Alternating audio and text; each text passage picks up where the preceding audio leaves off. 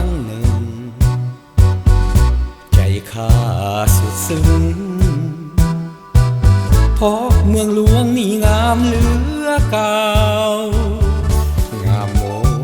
ทุกสิ่งแม้แต่ยิ่งก็งามเหลือเบา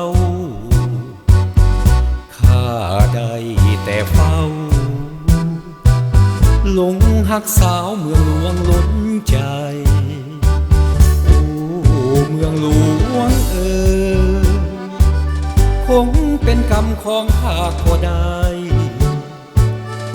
จึงต้องจากไกลไกล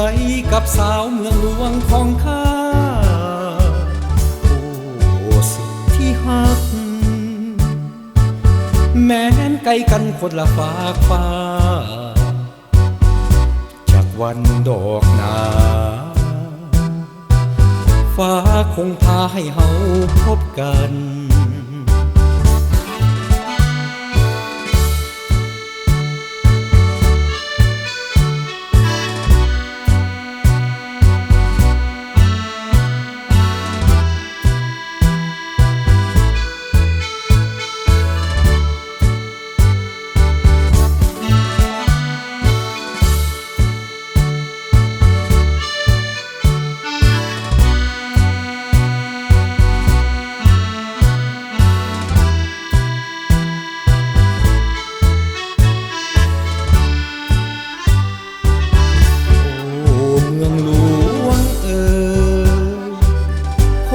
เป็นกรรมของข้าก็ได้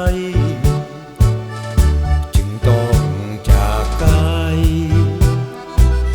ไกลกับสาวเมืองหลวงของข้าโอ้สุดที่หักแม้นไกลกันคนละฝากฟ้าจากวันดอกนาฟ้าคงพาให้เฮาพบกัน